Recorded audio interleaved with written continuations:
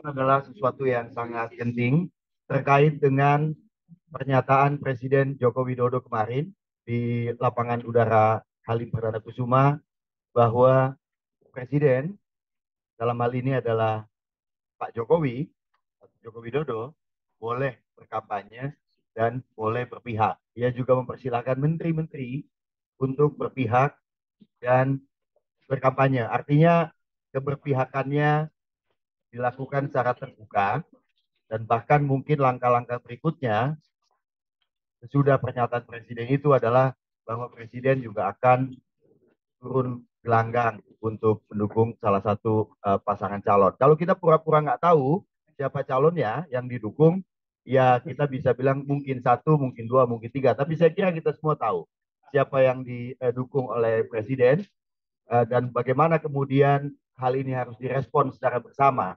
oleh seluruh lapisan masyarakat sipil.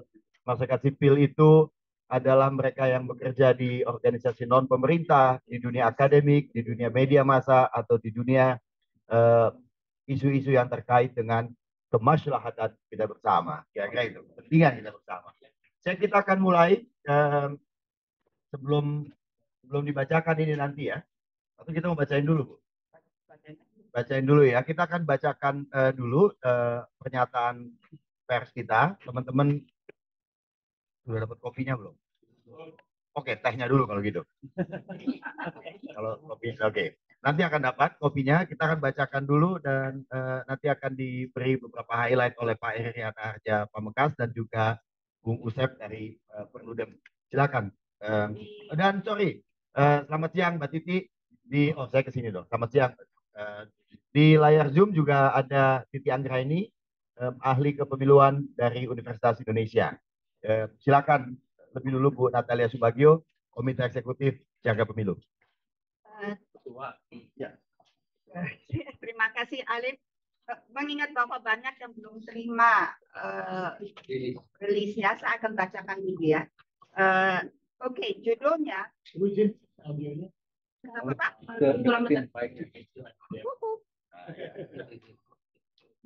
Pak Alif mau terdengar suara saya nggak terdengar. Oke, alright. Oke, judulnya pernyataan Presiden soal keberpihakan merusak demokrasi kita. Pernyataan Presiden Joko Widodo kemarin bahwa Presiden dan Menteri boleh berpihak di dalam pemilihan Presiden sepanjang tidak menggunakan fasilitas negara adalah pernyataan yang merusak prinsip-prinsip demokrasi elektoral secara mendasar dan berpotensi melanggar pelaksanaan pemilihan umum di Indonesia langsung dan dari pucuk pimpinan negara. Jadi kami sebagai warga negara sipil cemas, sebetulnya sih lebih daripada cemas ya,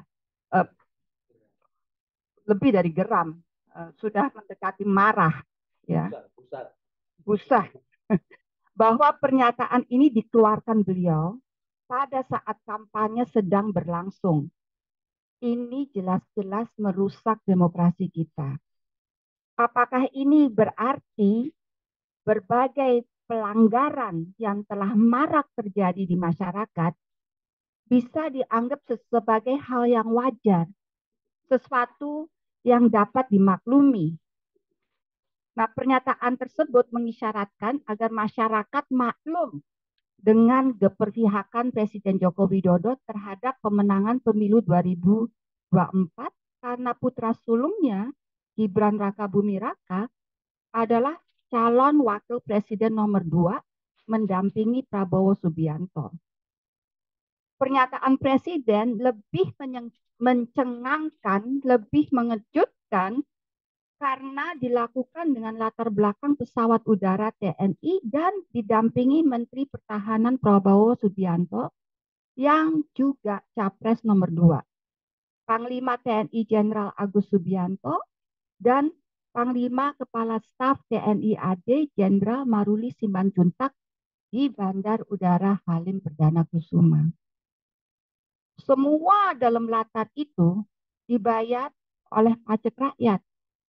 pesawat udara, bordir bintang 5 di topi, seragam jaket mereka, bahkan gaji yang mereka terima dalam posisinya sebagai pejabat sampai ke pengoperasian Bandara Halim pun dibayar dengan pajak rakyat.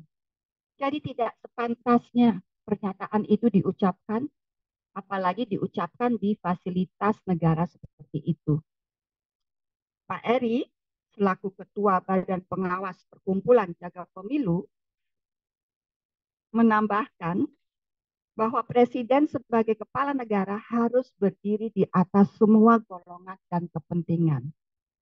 Presiden Joko Widodo tidak seharusnya melanggar undang-undang yang telah melarang pejabat negara yang memiliki akses terhadap program, anggaran, dan fasilitas negara untuk menggunakan akses tersebut demi memenangkan peserta pemilu tertentu. Presiden sebagai penanggung jawab keuangan dan sumber daya nasional harus menggunakan kekuasaannya untuk kemajuan dan kemakmuran bangsa. Lebih spesifik lagi, pada saat pemilihan umum, ia harus berada di atas semua golongan dan memberi contoh bagi aparatur sipil negara dan aparatur negara bersenjata agar selalu netral karena mereka seharusnya melayani semua warga tanpa diskriminasi dan tidak pilih bulu.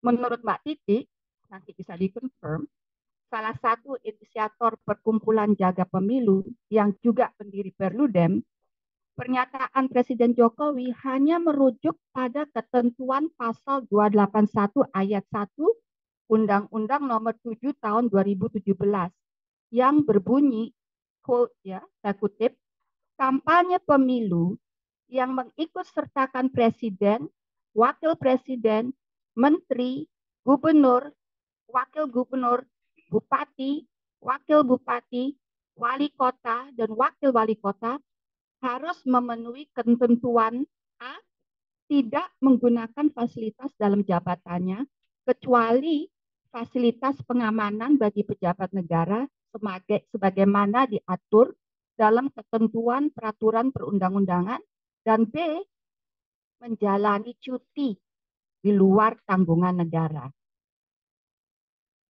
Padahal di dalam Undang-Undang Nomor 7 Tahun 2017, khususnya di dalam pasal 282 Undang-Undang Nomor 7 Tahun 2017, terdapat larangan kepada pejabat negara, pejabat struktural, dan pejabat fungsional dalam jabatan negeri, serta kepala desa dilarang membuat keputusan dan atau melakukan tindakan yang menguntungkan atau merugikan salah satu peserta pemilu selama masa kampanye.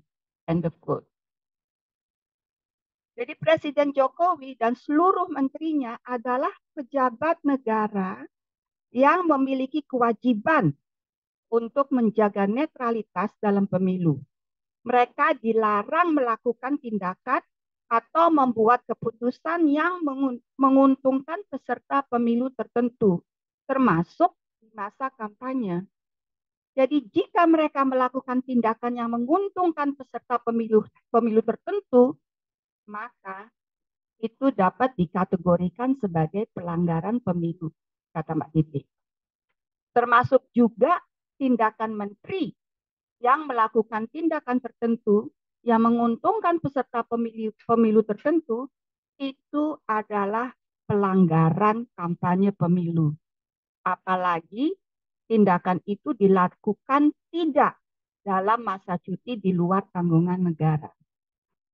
Selain itu, di pasal lain, yakni pasal 283 ayat 1 Undang-Undang Nomor 7 Tahun 2017 tadi, juga terdapat ketentuan yang mengatur soal pejabat negara serta aparatur sipil negara yang dilarang melakukan kegiatan yang mengarah kepada keberpihakan kepada peserta pemilu sebelum, selama, dan sesudah kampanye. Jadi ketentuan-ketentuan ini bertujuan untuk mencegah pejabat negara terutama presiden dan menteri, dari melakukan tindakan yang dapat menguntungkan peserta pemilu tertentu. Larangan ini berlaku untuk seluruh tahapan pemilu, mulai dari sebelum kampanye, selama kampanye, hingga setelah kampanye. Jadi jika pernyataan presiden tersebut dialamatkan sebagai pemakluman terhadap pasal-pasal ini, bagaimana implementasinya di tingkat semua bawahan presiden, mulai dari gubernur sampai lurah. Penyimpangan terhadap prinsip-prinsip demokrasi elektoral yang ada di Undang-Undang Nomor 7 itu akan membuat demokrasi Indonesia mundur jauh ke belakang. Jadi demikianlah press release Jaga Pemilu dan kawan-kawan kami. Sekian, Mas. Terima kasih Ibu Natalia. Teman-teman, Jaga Pemilu ini adalah satu inisiatif yang dibuat oleh banyak orang, baik dari kalangan organisasi non-pemerintah, akademisi, pegiat-pegiat demokrasi, HAM, anti korupsi, dan kebudayaan, sebagai satu upaya pengawal agar pemilihan umum yang akan kita hadapi atau tengah berlangsung prosesnya ini berlangsung secara jujur dan adil. Pernyataan yang disampaikan oleh Presiden Joko Widodo kemarin, menurut pernyataan pers yang tadi disampaikan oleh Ibu Natalia Subagio, judulnya adalah pernyataan Presiden soal keberpihakan merusak demokrasi. Pendeknya, Jokowi merusak demokrasi. Saya minta Pak Eri Riana Pamungkas, Ketua Badan Pengawas Jaga Pemilu, untuk memberi beberapa catatan tambahan. Silakan Pak. Terima kasih Pak Ali. Sebetulnya Badan Pengawas itu mengawasi Ibu Natalia dan teman-teman. Bukan Jokowi. Tapi di samping ketentuan undang-undang, di atasnya ada yang lebih luhur yang kita sebut sebagai kepantasan, kepatutan, kewajaran. Atau orang bisa menyebutnya dengan etika. Jadi saya sangat menyesalkan sebagai teman dan mantan pecinta Jokowi mendengar pernyataan beliau seperti yang disampaikan oleh Natalia tadi. Dan saya berharap ini tidak serta-merta menjadi semacam instruksi ke bawah. Itu yang paling kami khawatirkan. Karena yang kemarin-kemarin saja, sebelum ada pernyataan sejelas seterang ini pun, sudah ada laporan-laporan walaupun tidak formal tentang tidak netralitas aparatur sipil negara maupun aparat negara yang bersenjata di berbagai daerah. Jadi kami sungguh mengkhawatirkan ini dan semoga Pak Jokowi diberkahi kesadaran yang tertinggi untuk mencabut pernyataan itu dan memperbaikinya dan bersikap netral dalam sisa waktu kurang dari 2 minggu. Sekitar 5 atau hampir 20 hari ya. Terima kasih. Terima kasih Pak Eri, 19 hari lagi pemilihan umum. Saya bisa kutip itu ya, Eri Riana Pamungkas berharap ada kesadaran dari Presiden Joko Widodo, kesadaran luhurnya untuk mengoreksi apa yang dia ucapkan kemarin. Begitu ya Pak Eri. Kita ke daring dulu, ke Titi Anggra ini, inisiator Jaga Pemilu, ahli kepemiluan dari Universitas Indonesia. Pak Titi mungkin bisa diberi elaborasi sedikit ya. Jokowi menyandarkan diri pada pasal 281 ayat 1 dari Undang-Undang Nomor 7 tahun 2017 tentang pemilu. Apa yang bisa kita kritik dari penggunaan pasal ini oleh Jokowi? Iya, Mas Alif, apakah suara saya bisa didengar dengan baik? Sangat jelas. Saya boleh share screen sedikit ya, supaya konteksnya nggak lebih mudah ditangkap gitu. Ini semoga bisa terlihat ya. Teman-teman di ruangan bisa ya melihat. Ya, baik. Jadi ya ini sebenarnya kan kalau kita lihat Pak Jokowi itu ditanya dan dia menjawab dengan mengutip ketentuan di dalam Undang-Undang Pemilu. Undang-Undang berapa? Undang-Undang Nomor 7 tahun 2017 yang merupakan undang-undang yang sama juga dengan Pemilu 2019. Jadi kapasitas presiden dan wakil presiden itu bisa dilihat dari dua sisi. Yang pertama kalau dia sebagai petahana, nah yang kedua dia diikutkan di dalam kampanye. Kalau diikutkan berarti dia menjadi bagian dari kampanye peserta pemilu di mana dia tidak berstatus sebagai petahana yang maju kembali. Jadi kalau dia petahana posisinya itu sama seperti Ibu Mega maju di 2004, lalu SBY maju di 2009 dan juga Jokowi maju di 2019. Nah, itu ada pasal 305. Jadi kalau dia petahana dia itu dapat 3 layanan negara yang selalu melekat, protokoler, keamanan, kesehatan. Nah, bagaimana kalau dia diikut sertakan? Kalau dia diikut sertakan, jadi kampanye yang mengikut sertakan itu ada di pasal 281. Walaupun di pasal 299 itu disebutkan presiden dan wakil presiden berhak melakukan kampanye begitu ya. Nah, kalau dia diikut sertakan di pasal 281 artinya dia bukan petahana yang maju kembali begitu. Tetapi dia menjadi bagian dari peserta pemilu tertentu. Nah, kalau dia diikutkan itu di 2014 Presiden SBY pada waktu itu diikutkan kampanye Partai Demokrat. Jadi dia menjadi juru kampanye Partai Demokrat. Dia berkampanye, saya ingat betul pada waktu itu mengambil cuti dari tanggal 17 sampai 18 Maret 2014 sebagai jurkamnya Partai Demokrat. Tapi pada waktu itu di 2014 Pak SBY tidak pernah berkampanye untuk peserta pemilu presiden manapun. Jadi memang ada pernyataan dukungan dari Partai Demokrat untuk Prabowo Hatta 30 Juni 2014, tapi SBY tidak pernah melakukan aktivitas kampanye untuk peserta pemilu manapun pada dalam hal Pilpres ya. 2014 itu SBY tidak pernah berkampanye untuk peserta Pilpres manapun. Nah, bagaimana kemudian posisi kita melihat presiden dan wakil presiden? Tadi ya, presiden bisa berkampanye dalam kapasitas dia sebagai petahana, atau presiden bisa berkampanye karena diikut sertakan untuk peserta pemilu tertentu, begitu. Pada dasarnya, jabatan presiden, wakil presiden, itu adalah jabatan yang tidak boleh berpihak pada pihak manapun. Itu ditegaskan di pasal 283 ayat 1. Pejabat negara, pejabat struktural, dan pejabat fungsional dalam jabatan negeri serta aparatur sipil negara lainnya dilarang mengadakan kegiatan yang mengarah kepada keberpihakan terhadap peserta pemilu sebelum, selama, dan sesudah masa kampanye. Nah, kita lihat pasal 283 ayat 1 ini secara holistik. Siapa saja subjek hukumnya.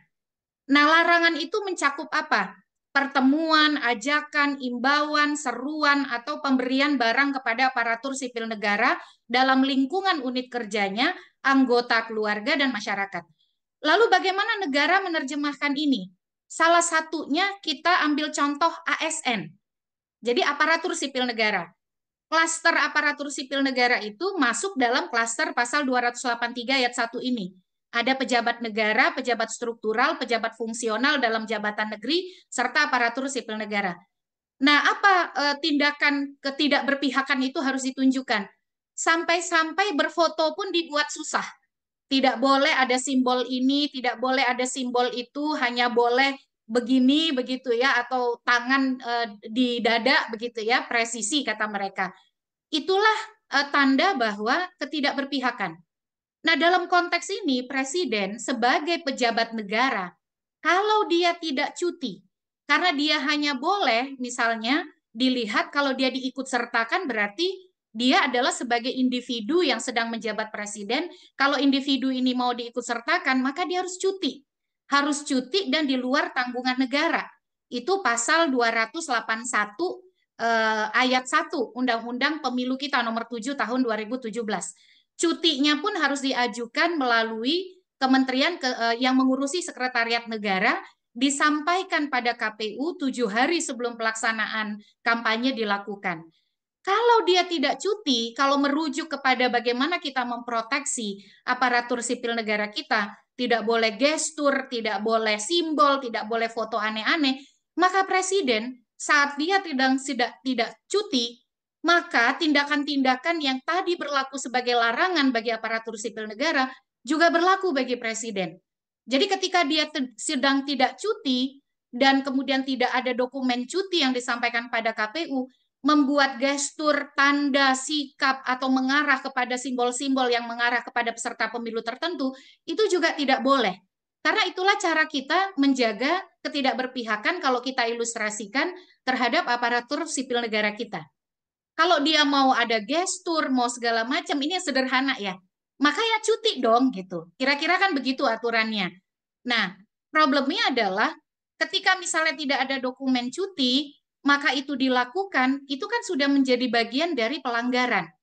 Dan undang-undang pemilu kita itu sangat ketat di dalam mengukur ketidakberpihakan itu.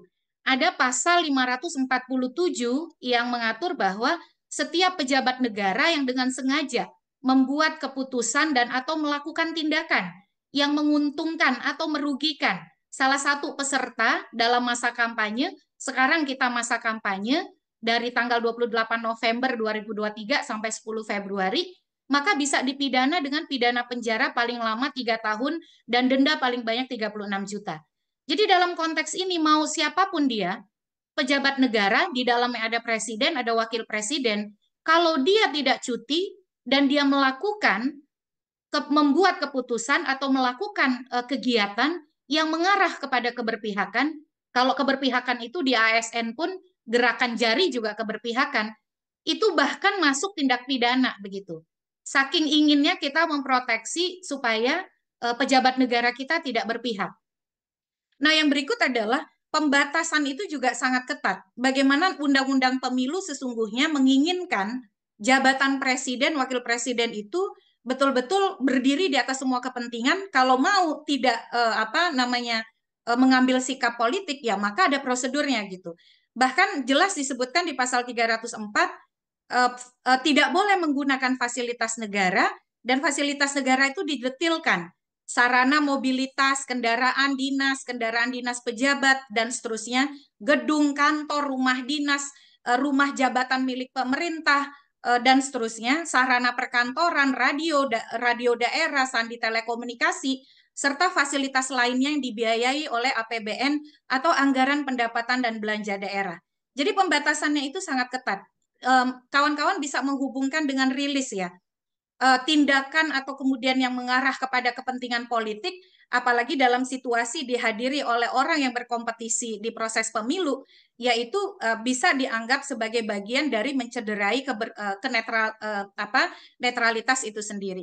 Jadi saya ingin menyampaikan di sini Mas Alif ya, soal pernyataan boleh kampanye itu mengambil bias yang sangat besar. Yang boleh itu adalah individu Jokowi yang sedang menjabat, yang kemudian dia ambil cuti, tapi bukan presidennya. Karena kalau presidennya, itu undang-undang pemilu jelas menyatakan dia tidak boleh menunjukkan keberpihakan. Tapi kalau seorang Jokowi yang sedang menjabat presiden, itu aturannya lain lagi. Nah, itu yang tidak dijelaskan dan kemudian bisa menjadi bias di tengah konstruksi undang-undang pemilu yang meminta semua elemen pejabat negara, pejabat pemerintah, pejabat fungsional, dan jabatan dalam posisi aparatur sipil negara itu tidak berpihak sebelum, selama, dan sesudah masa kampanye. Terima kasih, Mas Alif. Mbak Titi, saya mau klarifikasi dua hal. Dalam pasal 547 yang disebut pejabat negara adalah termasuk presiden dan wakil presiden. Yang betul ya. Yang kedua, bagaimana kita memisahkan presiden dan Joko Widodo yang sebagai dirinya yang boleh mengambil cuti dan berkampanye dalam pengertian hukum dan administrasinya. Iya, kalau dalam pengertian hukum maka yang bisa dilakukan oleh Joko Widodo sebagai ini kan dia bukan berstatus petahana ya. Beda halnya kalau dia petahana. Karena dia bukan berstatus petahana, maka ketika ingin diikutsertakan dalam kampanye, pertama, tidak menggunakan fasilitas dalam jabatan. Kalaupun ada yang melekat, itu hanya pengamanan. Itu ada di pasal 281 ayat 1. Yang kedua, mengajukan cuti di luar tanggungan negara. Nah, cuti di luar tanggungan negara ini diatur di dalam PP nomor 32 tahun 2018. Diurus secara tertulis melalui menteri yang mengurusi kesekretariatan negara, disampaikan kepada KPU 7 hari sebelum pelaksanaan kampanye. Di luar itu, jika tidak ada cuti, maka semua tindakan, keputusan, bahkan tadi ya, kalau ASN kita kan foto saja, pose saja itu tidak boleh. Nah, dalam kapasitas tidak ada cuti, semua tindakan, semua perbuatan tidak boleh mengarah kepada anasir politik partisan tertentu. Karena kapasitasnya adalah presiden dan wakil presiden sebagai pejabat negara yang diminta untuk tidak berpihak di dalam Undang-Undang Nomor 7 Tahun 2017. Terima kasih Mbak Titi, jelas sekali. Oke, saya mau ke Bung Usep Hasan Sadikin, teman-teman, peneliti dari Perludem. Bung Usep, pasang badan dikit ya buat kita ya. Ini, soal begini, sebelum Bung Usep mengelaborasi apa yang mau disampaikan, seperti pasal yang disampaikan oleh Mbak Titi tadi, 547, Joko Widodo bisa dikenakan pasal Undang-Undang Pemilu tersebut. Ya walaupun cuma 36 juta ya teman-teman. Tapi kira-kira bagaimana? Ada 3 tahunnya itu Pak. Ada 3 tahunnya. Oke, silakan. Iya, makasih Mbak Titi udah memaparkan penekanan pasal-pasalnya ya. Saya lanjut ke tindak lanjut penegakan hukumnya gitu ya. Di mana kita punya Badan Pengawas Pemilu yang merupakan lembaga negara mengawasi pemilu, dan itu karena ada ketentuan pidana, Bawaslu bisa kalau ke depannya, jadi sejak pernyataan kontroversial Presiden Joko Widodo ini diketahui oleh kita, ini kan bakal jadi efek domino secara hierarkis dan meluas gitu ya ke provinsi, kabupaten, kota se-Indonesia gitu. Oh ya, nah karena ada ketentuan pidananya, ini bisa dihubungkan ke Sentra Gakumdu, Sentra Penegakan Hukum Terpadu, di mana di situ ada forum kepolisian dan kejaksaan untuk menindak apakah nanti ketika ada pejabat negara yang melakukan kampanye mengikat fasilitas, anggaran, serta kewenangannya, lalu menyertakan juga aparatus sipil negara di situ. Nah, itu masuk ketentuan pidana yang penting untuk ditindaklanjuti Bawaslu, dan harapannya sih di forum Sentra Gakumdu ini kemudian tidak dimentahkan oleh kepolisian dan kejaksaan untuk kemudian dihukum gitu, sebagaimana ketentuan tadi ya, maksimal 3 tahun dan denda maksimal 36 juta. Nah, lalu bagaimana kemudian Bawaslu yang punya kewenangan besar ini menjalankan fungsinya dengan optimal sejak hari ini sampai pemungutan suara nanti? Dia punya fungsi pengawasan secara langsung dan fungsi pengawasan yang melibatkan masyarakat gitu, melalui pemantauan partisipatif gitu. Jadi Bawaslu secara hierarkis dari nasional, provinsi, kabupaten, kota, dia bisa langsung mengawasi aparatus sipil negara ya, pejabat negara, khususnya yang juga menjadi peserta pemilu. Gitu. Tapi dengan keterbatasan struktur dan SDM Bawaslu secara nasional, ini bisa kemudian diperkuat dengan pemantauan partisipatif yang dipersiapkan oleh Bawaslu. Gitu. Jadi keterhubungan tadi ya, ketentuan pidana yang sudah diatur saat ada pejabat negara menggunakan perangkat negara dalam pemenangan pemilu, itu dihubungkan oleh Bawaslu. Nah, dengan proses temuan oleh Bawaslu, bisa juga oleh penerimaan laporan dari masyarakat di dalam fungsi pengawasan partisipatif, gitu, pemantauan partisipatif. Nah, tadi Mbak Titi juga udah kasih konteksnya ya, di mana sebetulnya pemilu 2024 ini kan bisa kita sandingkan dengan pemilu 2014 saat di mana tidak ada petahana yang jadi peserta pemilu presiden gitu. Yang artinya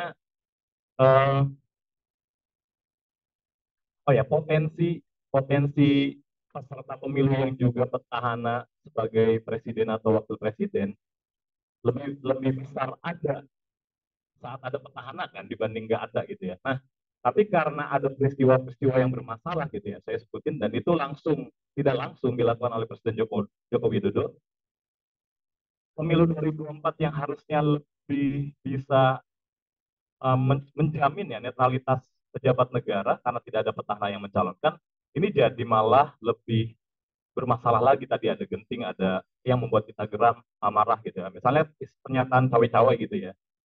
Yang harusnya cawe-cawe ini dimaknai Presiden Joko Widodo sebagai kepala negara dan kepala pemerintahan menjamin penyelenggaraan pemilu ini bisa jurdil luber gitu, bisa damai, bebas dan adil gitu.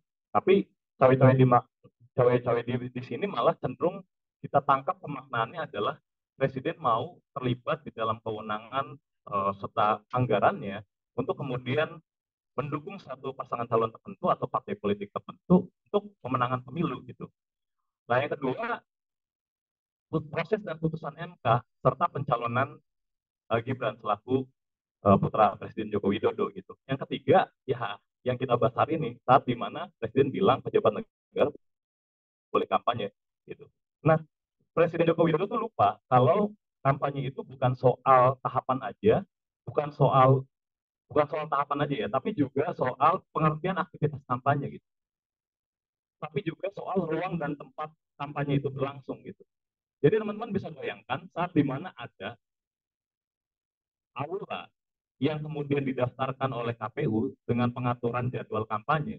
Terus di situ ada pejabat negara, tadi ada yang disebutkan oleh Mbak Hai, pakai uang rakyat, perangkat seragamnya dari uang rakyat, gajinya setiap hari setiap bulan itu dari uang rakyat. Itu kemudian menyampaikan tindakan yang masuk definisi kampanye di dalam undang-undang pemilu adalah ajakan memilih gitu. Bisa dibayangin nih penyelenggaraan negara kayak apa gitu. Saat di mana pejabat negara berlomba-lomba dengan kewenangannya, dengan fasilitasnya, dengan anggarannya untuk mendukung bahkan mengajak para pemilih memilih satu calon presiden dan wakil presiden tertentu atau partai politik tertentu gitu. Nah, tadi sudah sebenarnya bisa tadi Mbak Titi sudah tekanin, bisa sebenarnya pejabat negara itu melakukan itu, tapi cuti undang-undangnya udah ngatur gitu. Nah, saya jadi keinget pernyataan Presiden Joko Widodo saat hadir di acaranya Projo ya, saat mendeklarasi dukungan kepada Prabowo Gibran gitu ya. Saat itu Presiden Joko Widodo dengan santainya bilang, pemilu itu simple, serahkan aja sama rakyat. Benar, pernyataan Presiden Joko Widodo itu di satu sisi itu benar. Tapi Presiden Joko Widodo lupa sisi lainnya. Ini kan pernyataan Presiden yang ada di dalam Undang-Undang Dasar kita. Betul, Undang-Undang Dasar negara kita berpegang pada negara kedaulatan rakyat. Nah, negara demokratis. Jadi yang namanya pemilu, ya serahkan sama rakyat. Presiden dipilih sama rakyat, partai dipilih sama rakyat. Mohon masuk pemerintah. Tapi Presiden Joko Widodo lupa kalimat lainnya di dalam paragraf yang sama bahwa negara Indonesia juga adalah negara yang berdasarkan hukum. Jangan-jangan Presiden Joko Widodo tuh bilang pemilu itu simple, serahkan aja rakyat adalah pernyataan yang juga mengabaikan hukum. Jangan-jangan ya, karena apalagi untuk konteks sekarang dan ke depannya, karena sebelum-sebelumnya kayak gitu. Misalnya nih ya, misalnya waktu Presiden Joko Widodo bilang kalau pemilu kita tuh undang-undangnya udah bagus, jadi nggak perlulah direvisi. Sehingga kita tangkap Presiden ini mau concern ke ekonomi gitu, bidang ekonomi. Sehingga periode 2019 sampai 2024 kita punya undang-undang yang sama nih dari pemilu 2019 ke digunakan 2024. Padahal undang-undangnya pemilunya banyak masalah kan, selain korban jiwa, kompleksitas, suara tidak banyak gitu ya. Juga hal yang bermasalah soal netralitas yang kita bahas hari ini gitu ya. Nah, saya mau mengingatkan di tahun 2017 saat undang-undang itu disahkan, undang-undang pemilu yang kita pakai sampai sekarang disahkan, ini undang-undang inisiatif pemerintah. Artinya ini undang-undang inisiatif Presiden Joko Widodo. Ada ketentuan mengenai syarat pencalonan presiden wakil presiden yang Presiden Joko Widodo itu ubah dari 35 tahun menjadi 40 tahun. Ya. Lalu di konteks pemilu 2024, karena anaknya mau nyalon jadi calon wakil presiden di 2024, dia gunakan kewenangan sama koneksivitasnya di oknum di dalam Mahkamah Konstitusi untuk mengubah ketentuan yang dia ubah sendiri gitu ya menjadi boleh di bawah 40 tahun asal punya pengalaman untuk putranya jadi peserta pemilu 2024. Katanya undang-undangnya udah bagus. Gitu. Dia ubah undang-undang yang udah bagus ini, dia pengen ubah berdasarkan seleranya sendiri. Katanya undang-undangnya udah bagus, lalu dia bikin tuh buat apa juga menyertakan konteks pemenangan pemilu 2024 gitu. Bisa ada beberapa ketentuan yang itu dekat sama kecenderungan selera Presiden Joko Widodo di dalam pemilu 2024 gitu. Nah itu ya. Nah sehingga keadaan ini semua harusnya kan udah kita bisa antisipasi khususnya di kepolisian karena ini berkaitan sama tindak pidana ya. Selain undang-undang, selain pemilu kita punya ketentuan pidana berkaitan sama penyalahgunaan kewenangan pejabat negara ya, kita juga kan punya KUHP pidana umum serta undang-undang tipikor gitu. Nah itu nanti berkaitan sama daluarsa atau kemudian pembobotan hukumannya itu berkaitan sama forum di Sentral Gakumdu itu dan proses penegakan hukumnya. Mana yang kemudian bisa relevan di dalam penegakan hukum saat ada pejabat negara yang melanggar hukum gitu. Kenapa harusnya kita bisa antisipasi ini dari lama gitu ya? Karena Indonesia itu di rule of law index gitu ya, memang negara hukum yang masih buruk gitu. Saya sebut misalnya skalanya sekarang tuh skala 1 ya, nilainya Indonesia tuh 0,5. Jadi kalau skala 100 ya kita tuh 50, merah nilainya. Apalagi kalau dirinci di dalam rule of law index ini, aspek-aspek yang berkaitan sama layanan hukum dan layanan publik itu nilainya merah, bisa 0,3. Nah, terus ini ada bayi diingatin, kita juga bisa merujuk CPI ya. Ini kan kaitan sama layanan negara terhadap institusi bisnis atau aspek entitas yang ada di bidang ekonomi gitu ya. CPI kita itu kan 30-an nilainya dari skala status. Ini merah gitu. Jadi nilai merah ini menandakan korupsi yang memang masih ada dan cenderung ada, khususnya di dalam konteks pemilu, di mana kewenangan, anggaran, serta fasilitas negara itu dikerahkan untuk pemenangan pemilu. Kalau kita rujuk persentase pengguna hak pilih ya, ini kan tidak adanya petahana nih ya, presiden di pemilu 2024 itu sama aja tidak ada petahananya di pemilu presiden 2014. Saat itu berapa persen pengguna hak pilih kita? 69,57. Itu terendah sepanjang sejarah Indonesia dalam pemilihan umum nasional. Nah, lalu berapa pengguna hak pilih, persentase pengguna hak pilih di pemilu 2019 saat itu ada petahana? Dari 69 jadi meningkat jadi 82%. Di sini ada dugaan potensi penyalahgunaan kewenangan, bansos, pengerahan aparatur sipil negara, fasilitas negara, anggaran dan sebagainya gitu. Tapi tren ini, keadaan ini itu malah dibiarkan oleh aktor penegak hukum baik Bawaslu maupun kepolisian untuk menindak tuh pejabat-pejabat negara yang menyalahgunakan kewenangannya, anggarannya, fasilitas negara dan ASN. Nah, saya berharap dengan kita yang marah pada kemarin ya, kemudian dihubungkan hari ini, itu membuat Bawaslu sama kepolisian lebih mengoptimalkan kewenangannya agar tidak ada tuh pemaknaan pernyataan Jokowi yang kontroversial ini bagi pejabat negara di seluruh Indonesia untuk nggak apa-apalah dukung calon atau partai di pemilu 2024 ini. Sehingga pemilu kita tuh makin nggak karuan-karuan gitu di 2024. Terima kasih gitu. Terima kasih Bung Usep. Teman-teman dipersilakan untuk memperdalam ya pernyataan-pernyataan tadi. Kalau dari saya simpel aja. Kalau Presiden Jokowi bilang pemilu itu simpel, ya Usep tadi udah bilang nggak gitu loh. Presiden mesti tahu yang simpel itu rindu. Ketemu kamu selesai sudah. Gitu ya. Silakan kalau ada pertanyaan itu Bu Ai mau menambahkan satu hal, silakan. Ya. Tadi Mbak Titi, Mas Usep menekankan pelanggaran-pelanggaran undang-undang pemilu. Pak Eri bicara soal etika. Ada satu lagi yang harus kita ingat, Alif. Menurut Undang-Undang Dasar kita, Undang-Undang Dasar kita mengamanatkan agar pemilu itu dilangsungkan secara jujur, adil, bebas, dan rahasia.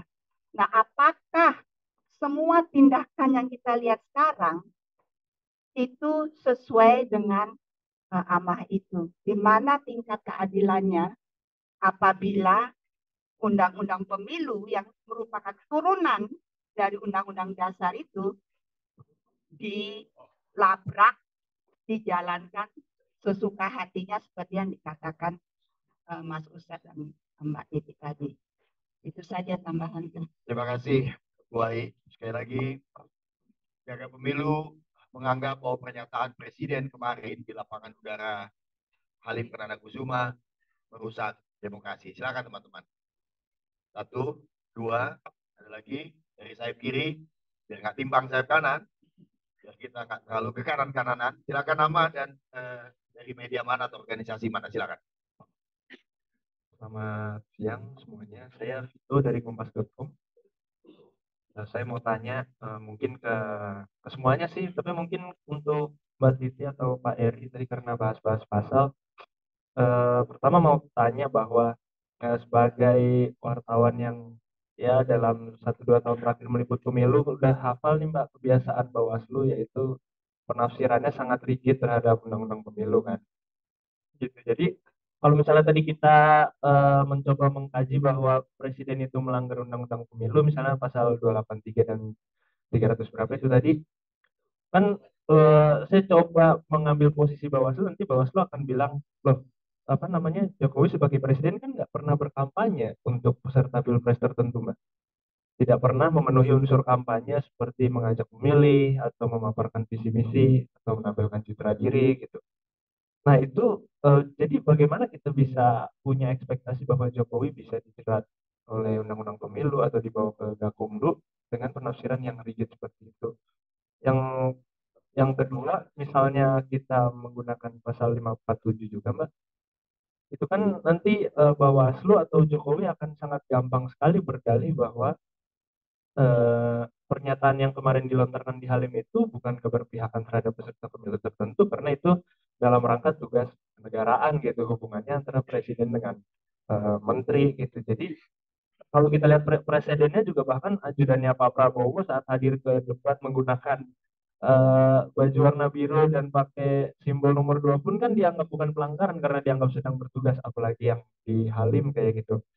Nah, pertanyaannya jadinya dengan penafsiran yang sangat rigid kayak gitu, bagaimana kita bisa menyebut Jokowi melanggar undang-undang pemilu dan punya harapan bahwa Bawaslu bisa menindak? Itu pertanyaan pertama, Mbak Titi. Yang kedua, menurut Mbak Titi dan semuanya, apa bahayanya jika seorang presiden, dalam hal ini Pak Jokowi, tidak secara gentle gitu untuk declare dukungan ke siapa atau mengambil cuti, tapi malah menunjukkan dukungan melalui slap-slip gitu, Mbak, kode-kode, simbol-simbol dukungan yang emang sulit untuk ditindak secara hukum. Karena kalau misalnya kita bandingkan dengan di Amerika gitu kan, Obama juga 2016 kan campaign buat Hillary dan secara terbuka gitu, Mbak. Nah, dibandingkan dengan Jokowi yang kode-kode, simbol-simbol gini, apa sih Mbak bahayanya gitu? Terima kasih. Terima kasih, Bung Niko. Silakan ke belakang. Niko ini trauma, Mbak Titi, karena Bawaslu Itu, Mbak. Vito, sorry, menerjemahkan soal pidana pemilu itu dengan sangat sederhana. Misalnya caleg itu nggak dianggap kampanye karena kampanye itu sepanjang dia menyuruh orang dan menunjukkan cara mencoblos, itu baru kampanye. Kalau cuma nampilin gambar nggak kampanye. Kira-kira gitu, Fit ya. Silakan Om. Halo, selamat siang semuanya. Nama saya Dr. Patrick Singer. Yes. Saya dari Presiden University, sekarang jurusan hubungan internasional. Dan saya ingin tambahkan 2 hal yang saya kira sangat penting untuk pemilu ini dan apa yang terjadi. Hal pertama, ini adalah Presiden sebagai kepala negara, ya, kepala negara ini kasusnya. Dan dalam sistem presidensial Indonesia, Presiden punya 2 tugas, ya. Satu, kepala pemerintah, dia seorang politisi, tapi Presiden Indonesia juga kepala negara. Dan dia melanggar prinsip netralitas sebagai kepala negara.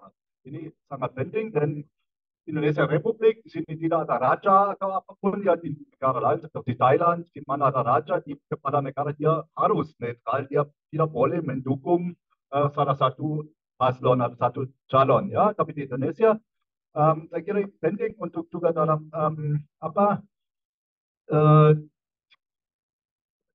komunikasi jaga pemilu bahwa ini yang masalah Jokowi sebagai kepala negara yang dia harus netral ya, dan ini pasti tidak terjadi. Yang kedua yang saya mau bicara ini hal reputasi internasional Indonesia ya. Kalau sekarang kita lihat hanya untuk damage apa terjadi di dalam Indonesia ya, tapi juga ada banyak orang di luar yang seluruh dunia lihat apa terjadi di sini, dan ini bukan rahasia bahwa Jokowi cawe-cawe ya terlibat untuk mendukung salah satu calon, dan ini nanti juga akan merugikan reputasi Indonesia sebagai demokrasi yang besar ya di dunia ini, dan nanti mungkin ada dampak negatif juga untuk reputasi ya presiden yang terpilih kalau ini, dan juga saya ingin tahu yang orang yang duduk di panggung mereka setuju, Anda setuju dengan pendapat saya dengan dua hal ini, satu yang kepala negara, yang kedua tentang reputasi internasional Indonesia. Terima kasih. Terima kasih, Mas Vicky. Mbak Titi mau merespon Tito dulu, silakan. Iya, terima kasih kepada Mas Vito. Mas Vito, maaf ya, nggak bisa ketemuan nih. Saya dari Tangsel. Tapi saya ingin merujuk kepada putusan Mahkamah Konstitusi dulu ya. Tadi Mbak Ai sudah menjelaskan adanya asas pemilu jujur dan adil di dalam pasal 22E ayat 1 Undang-Undang Dasar kita. Dan prinsip pemilu yang jujur dan adil itu yang oleh Mahkamah Konstitusi sangat ditekankan, dan itu yang membuat beberapa pilkada, walaupun di Pilpres belum pernah terjadi, pemungutan suaranya dibatalkan oleh Mahkamah Konstitusi karena pelanggaran terhadap prinsip dasar pemilu yang jujur dan adil. Sebut saja misalnya Pilkada Kota Waringin Barat di tahun 2010, lalu beberapa pilkada lainnya karena pelanggaran terhadap prinsip dasar atau asas dasar pemilu yaitu jujur dan adil tadi. Saya ingin mengutip putusan Mahkamah Konstitusi nomor 48 garis miring PUU strip 16 Romawi garis miring 2018 yang menerjemahkan apa yang dimaksud dengan jujur dan adil. Karena kan kalau kita lihat keadilan pemilu, tadi Mas Alif bicara soal Mas Vito pun mungkin frustasi dengan Bawaslu ya. Tetapi kita lihat rangkaian keadilan pemilu itu yang melibatkan proses dan sejumlah institusi itu. Dan ini semoga menjadi pengingat bagi kita. Di dalam putusan nomor 48 tahun 2018 itu Mahkamah Konstitusi menyatakan bahwa pasal 22E ayat 1 Undang-Undang Dasar kita yang secara eksplisit menyatakan bahwa pemilu dilaksanakan secara langsung, umum, bebas, rahasia, jujur, dan adil setiap 5 tahun sekali. Nah, frasa jujur dan adil sesuai norma dimaksud adalah menghendaki agar pemilu tidak saja dilaksanakan secara bebas, melainkan bahwa kebebasan dalam pemilu harus diletakkan dalam kerangka penyelenggaraannya yang jujur dan adil. Pemilu yang jujur dan adil adalah pemilu yang bebas dari segala bentuk manipulasi peraturan yang menguntungkan kelompok tertentu saja, manipulasi pemilih melalui kampanye, dan manipulasi perolehan suara. Nah, oleh karena itu, asas jujur dan adil yang demikian harus tercermin dalam setiap regulasi pemilu atau electoral law maupun proses pemilu ataupun electoral proses. Nah, saya mau bilang bahwa soal misalnya definisi kampanye itu mudah sekali disimpangi sepanjang tidak ada ajakan untuk memilih. Mahkamah Konstitusi di putusan yang sama menyatakan definisi kampanye itu kan adalah menawarkan visi, misi, program, dan atau citra diri. Nah, kata Mahkamah Konstitusi, citra diri yang ditampilkan melalui gambar, suara, visual, ataupun data sesungguhnya dapat dikategorikan sebagai kampanye pemilu. Dan oleh karenanya juga mesti diawasi oleh pengawas pemilu. Nah, dalam konteks hari ini, kalau pengawas pemilu misalnya menerjemahkan terlalu kompleks apa yang dimaksud dengan kampanye, bukan tidak mungkin, bisa saja legalitas itu didapat, tapi legitimasi itu yang akan menjadi persoalan dari pemilu ini. Dan itu akan terus bergulir begitu. Jadi bagi saya sih, kita tidak bisa melihat ini dalam konteks hanya ansih karena Bawaslu bilang begitu, maka kemudian itu tidak bisa disebut sebagai kampanye. Tapi yakinlah ini akan selalu dicatat oleh masyarakat, dicatat oleh peserta pemilu sebagai perlakuan yang tidak adil, perlakuan yang tidak setara, yang diberikan oleh institusi negara, yang kemudian ini akan terus terakumulasi dan ujungnya akan dipersoalkan terus bahkan sampai ke Mahkamah Konstitusi. Di dalam beberapa putusan Mahkamah Konstitusi soal perselisihan hasil, Mahkamah juga mengevaluasi pengawasan dan penegakan hukum yang dilakukan oleh Bawaslu. Nah, bukan tidak mungkin hal yang sama juga akan dilakukan evaluasi oleh Mahkamah Konstitusi terhadap apa yang dilakukan oleh Bawaslu. Oleh karena itu, saya kira ya, karena prinsip jujur dan adil itu menghendaki arena kompetisi yang adil dan setara, dan konstruksi undang-undang itu menghendaki presiden dalam jabatan sebagai pejabat negara, kalau dia tidak cuti, maka dia tidak boleh membuat tindakan apapun yang menguntungkan, merugikan.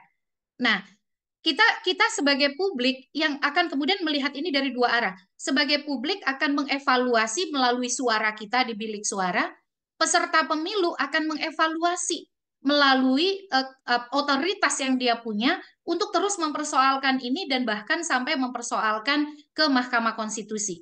Dan ini saya kira kalau dibiarkan terus, ini pertaruhan kita terlalu besar. Jadi kalau sekedar pendekatannya legalitas, dan legalitas itu ditentukan sepihak oleh otoritas begitu ya, legalitas bisa didapat, tapi legitimasi itu akan selalu menjadi persoalan. Dan mestinya ini yang harus ditimbang betul oleh Bawaslu di dalam menilai keadilan dan kesetaraan kompetisi. Kira-kira begitu, Mas Alif. Terima kasih, Mbak Titi. Mbak Eri mau tambahkan untuk reply itu tadi. Khusus yang nomor 2, yang itu saya nggak ada tambahan. Patrick. Yang Patrick saya kira setuju untuk yang kedua ya. Secara internasional ini sangat berpengaruh. Saya mendengar berita teman saya baru pulang dari luar negeri ngobrol sama supir taksi. Supir taksinya nanyain itu, bagaimana Jokowi dan anaknya. Malu saya kan. Terima kasih. Taksi bertanya kepada tamu dari warga negara asing ya, bagaimana responnya. Bung Usep, lalu ke Bu Ai, kemudian kita akan tutup ya teman-teman ya, biar ada waktu untuk cegat pintu. Stop. Iya, sebetulnya penting sih Bawaslu itu punya pemaknaan hukum yang sama untuk kemudian saat itu diimplementasikan berlaku untuk semua gitu ya. Kan karena apalagi ini berkaitan sama ketentuan pidana, dia posisifisme hukum itu penting di dalam hukum pidana untuk kemudian mengurangi tendensi negara berlaku sewenang-wenang terhadap warganya untuk dipenjara atau didenda, dirampok propertinya gitu kan. Itu kan sehingga posisifisme hukum di dalam ketentuan pidana itu harus dijamin sama gitu. Dan diimplementasikannya itu bisa tidak tebang pilih gitu. Nah, tapi saat Bawaslu bilang seperti itu, yang namanya kampanye itu ketika ada kalimat ngajaknya gitu. Ayo coblos ini, ayo pilih capres ini, partai ini gitu ya. Nah, Bawaslu itu seakan-akan, bukan seakan-akan ya. Jadi malah saya ngeduganya itu seperti pengen menggugurkan kewajibannya gitu loh. Dengan menyebutkan kalimat hukum yang positivistik gitu. Padahal sebenarnya kan kewenangannya itu besar. Dia punya kerja-kerja yang langsung ke tempat kejadian untuk mengumpulkan segala hal yang berkaitan sama dugaan pelanggaran kampanye itu.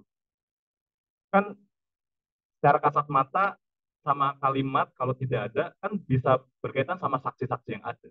Jangan-jangan saksi-saksi yang saat saksi-saksinya itu diperiksa, saat orang-orang yang hadir di dalam proses pernyataan pejabat publik yang menyatakan ngajak milih itu apa tidak, jadi hadir dan diindikasikan melanggar kampanye gitu ya, memang tidak ngajak, memang tidak meminta memilih capres atau partai, tapi jangan-jangan saksi yang ada orang-orang di sana itu dalam kerja-kerja koordinasinya memang untuk mengajak memilih gitu kan, itu bisa dilakukan. Yang disayangkan pembuktiannya belum gitu ya, tapi saat melihat rekaman videonya, siarannya gitu, atau laporan-laporannya, oh nggak ada kalimat ajakan, jadi ini bukan pelanggaran kampanye gitu. Nah itu sih yang disayangkan gitu. Jadi kewenangannya besar, tapi saat ada dugaan pelanggaran, kewenangan besar itu tidak dioptimalkan gitu, dengan melibatkan banyak pihak terkait. Terima kasih, Bu Sep. Ya, kita mungkin perlu dengar juga ya reaksi Bawaslu sebetulnya setelah kemarin pernyataan itu disampaikan yang belum muncul. Yang tadi kita tagih aja. Gitu. Silakan Bu Ai. Tidak, saya nggak mau menambahkan banyak, hanyalah menyayangkan. Memang Mas Usep bicara amat menyayangkan. Kami di Jaga Pemilu amat menyayangkan apa yang sedang terjadi. Kita sebagai suatu bangsa telah dengan susah payah setahap demi setahap membangun demokrasi kita supaya menjadi demokrasi yang sehat, yang dapat memberi kemakmuran bagi seluruh rakyat kita, yang bisa dapat menjaga kesetaraan di antara kita, kok bisa sampai pada titik ini. Dan bagi Jaga Pemilu dan teman-teman, kami hanya concern agar pemilu ini betul-betul dijalankan sesuai dengan apa yang diamanatkan dalam Undang-Undang Dasar kita. Itu saja sebetulnya. Tetapi kita harus menyadarkan kepada masyarakat bahwa ini kerja kita bersama. Ini Jaga Pemilu tidak bisa melakukan ini sendiri tanpa partisipasi rakyat dan masyarakat. Dan saya kira sekarang kita sudah pada sampai titik di mana ini bisa dianggap tipping point. Seharusnya ini merupakan suatu momen di mana masyarakat kita sadar, rakyat kita sadar bahwa demokrasi kita betul-betul terancam. Bahwa kita harus bersatu menjaga bukan saja pemilu kita, tetapi demokrasi kita. Dan itu saja yang ingin saya garis bawahi, Alif. Semoga teman-teman masyarakat semua yang mengikuti apa yang sedang berkembang sepaham sehati dengan saya dan teman-teman, dan kita mau bersama-sama bertindak, berbuat untuk menjaga demokrasi. Terima kasih. Terima kasih. Itu very good point. Natela Subagio, Ketua Komite Eksekutif Jaga Pemilu, Eri Anar Japabekas, Ketua Badan Pengawas Jaga Pemilu, Usep Hasan Sadikin, Peneliti Perludem, Titi Anggraini.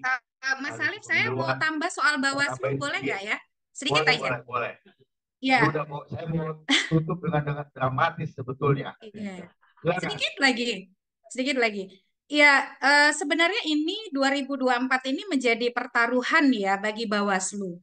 Kalau Bawaslu terus mempertahankan tafsir yang bertentangan dengan aspirasi atau pola pikir mayoritas publik, Bawaslu itu akan kehilangan kredibilitas dan kepercayaan publik atas eksistensinya. Jadi pertaruhannya itu terlalu besar. Jadi nalar publik soal pemilu yang jujur dan adil, kalau dia bertentangan dengan tafsir Bawaslu, maka publik akan punya pendekatannya yang akan akhirnya mengeksklusi Bawaslu dari proses keadilan pemilu itu sendiri. Dan pertaruhannya terlalu besar dan mahal gitu ya. Kalau sampai itu terjadi. Nah, yang kedua, apa yang terjadi akhir-akhir ini menyadarkan kita sangat penting bahwa masyarakat memang harus menjaga suaranya. Karena ada situasi ketika misalnya persepsi soal pelanggaran tidak berjumpa dalam persepsi yang sama dengan Bawaslu, maka kita tidak boleh sekedar mengandalkan instrumen pengawasan yang ada untuk mengawasi suara kita.